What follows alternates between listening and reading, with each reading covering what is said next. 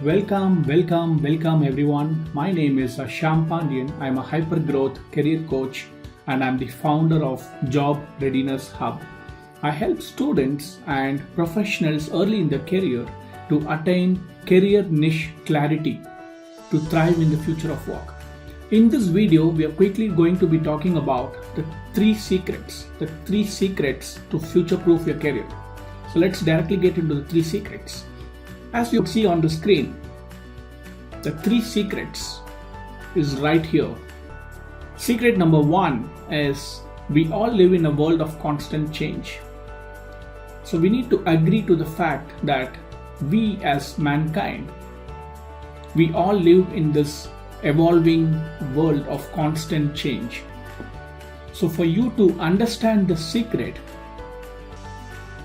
look backward to understand where do you stand today and then further look forward. So let me walk you through a very quick example of how do we look backward to understand where do we stand currently, and then from here how do we look forward, right? So as you could see on the screen, this is a quick summary of the evolution of industries. Back then, the way that they used to live in this society, in the same world, in the same earth, is completely different from the world that we are living today, right? So back then, people used to live in huts and no proper houses. So if you know how to construct a house, you are considered as a hot talent. And second thing is, so when people really started having homes, they also wanted to look beyond what next, right? So they started looking at how do they commute. And those days it was bullock carts and the old means of transportation. That's when your mechanical automobile engineering became popular and people started manufacturing.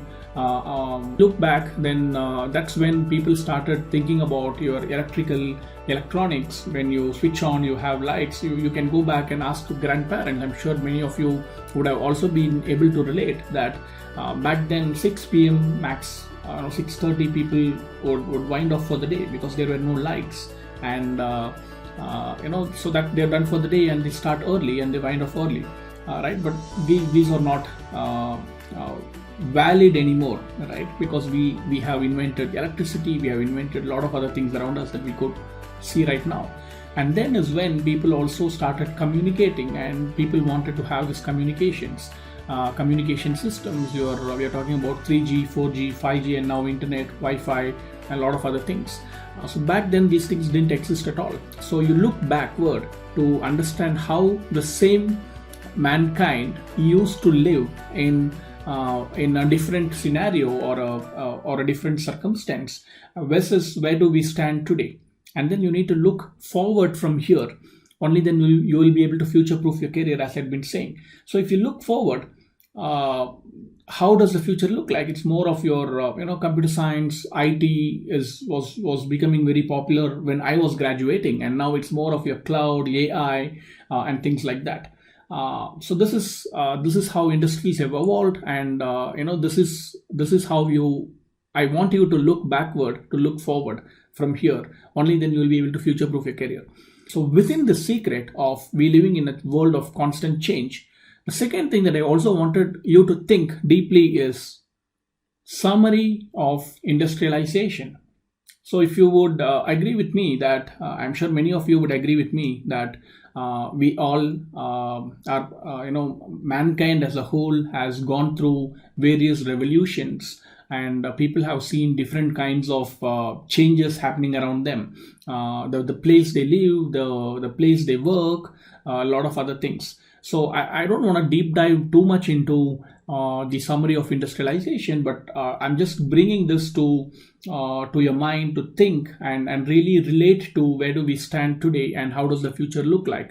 It really shows that the first industrial revolution was more of mechanization and steam and all of that, steam power. The second industrial revolution was more about mass production, because a lot of items or raw materials needs to be manufactured. People started building homes, construction, automobiles, manufacturing, a lot of things. People wanted to really look at mass production so that it reaches the mass people, right? Mass of mankind.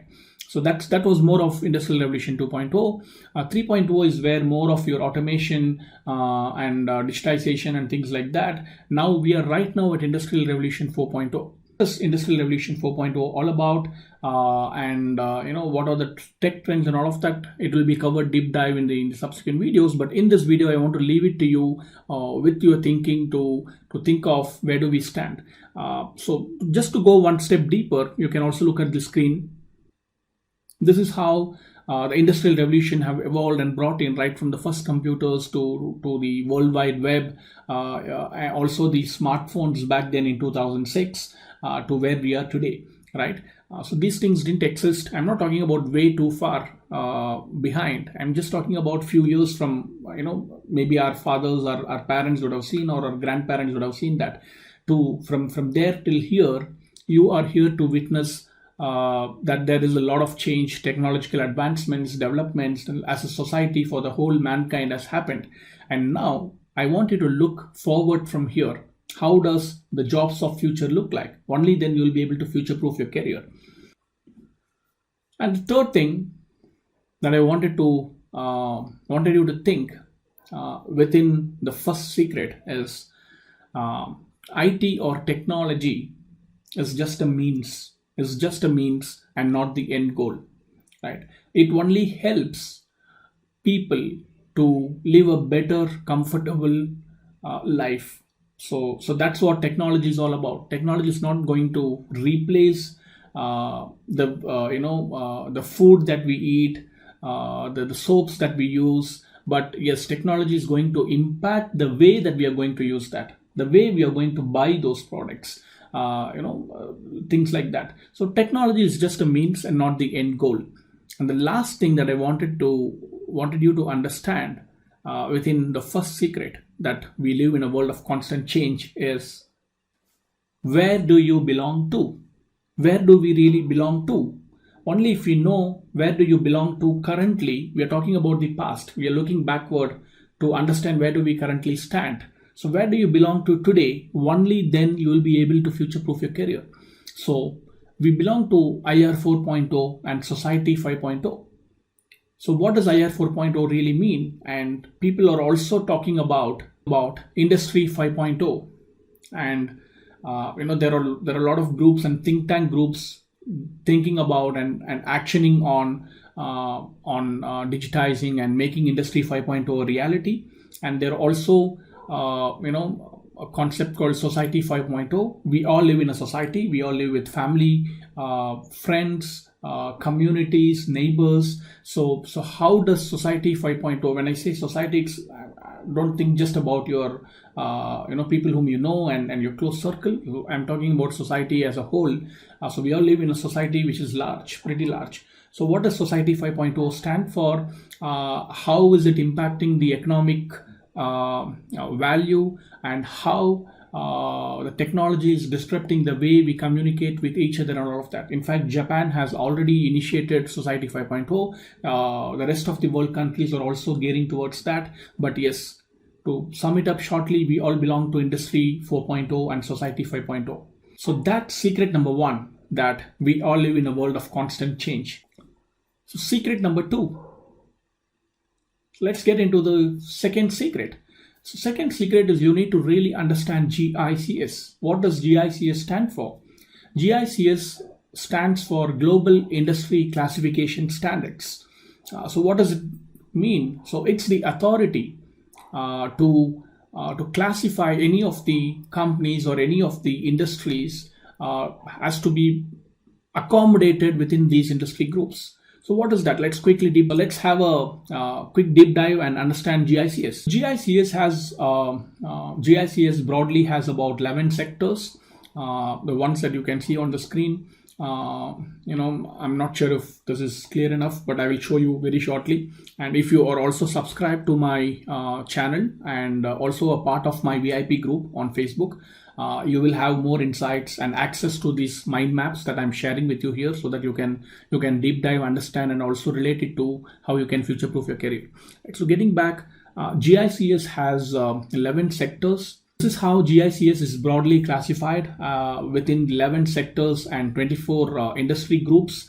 So you name any of the company which is serving to any of the industries, any such offerings has to be accommodated within these sectors or industry groups. As you could see, you have energy, you have materials, and then you have industrials, which talks about your capital goods, your transportation, etc. You have your consumer discretionary, where you have your automobiles, you have your consumer durables, and then you have your consumer staples, where you have your F&B, retailing, etc. And you have your healthcare, you have your financials, BFSI. So any of the banks, financial services, all of this is categorized within this sector or within this industry group.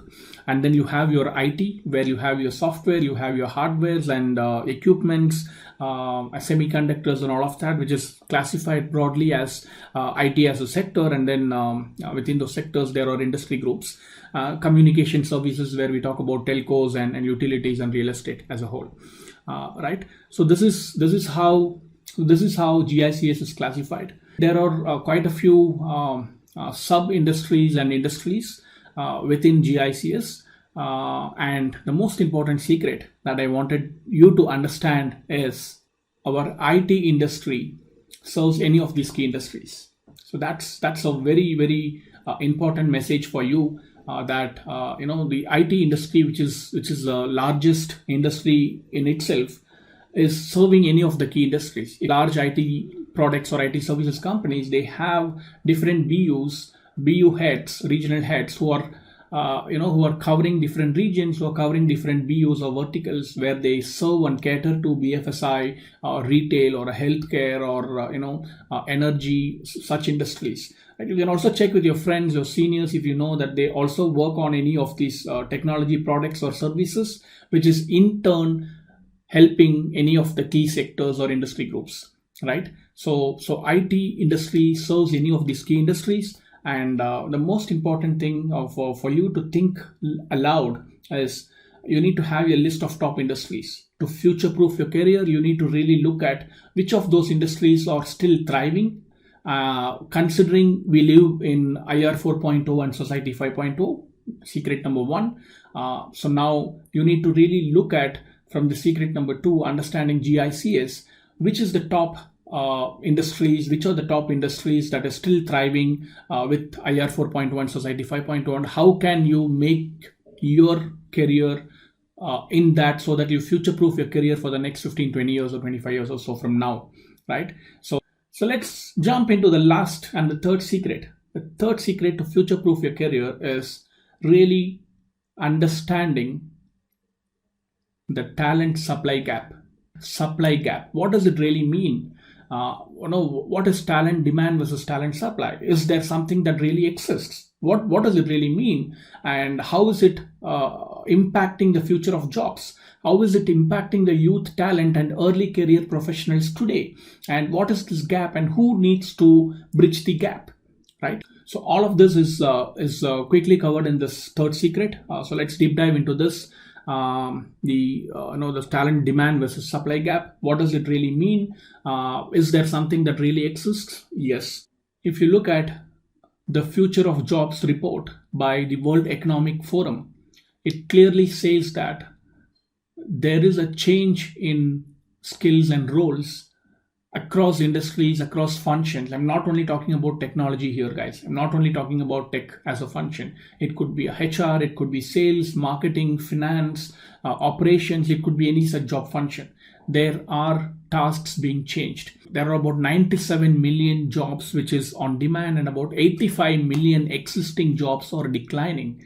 I'm not saying this. This is being said by the World Economic Forum, the Future of Jobs report, which was just recently published. So you can think of, what is the talent supply gap that this is creating for organizations, right? Second thing that I wanted you to all to think deeply is how tasks will differ. Tasks will differ back then to now, and from now to future is something that I want you to deeply think. And only then you will be able to look far beyond to be able to future-proof your career. And the last and most important step that I wanted to reveal today is really there are talent leaders who are hunting for talented professionals. Side, business heads and talent acquisition leaders are looking for rightly skilled resources. And on the other side, there are youth talents, young talents like you, who are looking for opportunities. Industries are evolving, and the talent heads and the business heads are looking at new gen talents, and they need people. And other side, you are all looking at opportunities. So now where is the gap? The gap is on the supply side. Whose responsibility is that to bridge the supply gap? It's you who are the supply.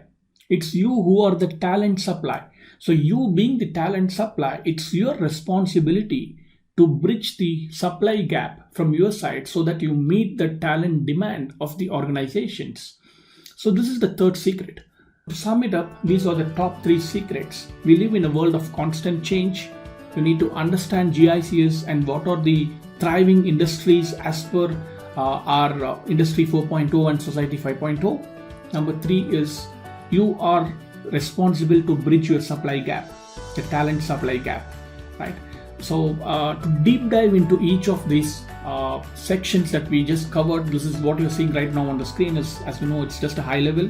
We got deeper into this, but then to go deeper, further deep into this, make sure that you subscribe to my channel and also you become a part of my VIP group so that you get all of these insights coming to you at the right time so that you can take action and you will be able to future-proof your career from here. I have been personally able to take multiple career paths myself, and wishing you all success, all the best in your career aspirations and to future-proof your career.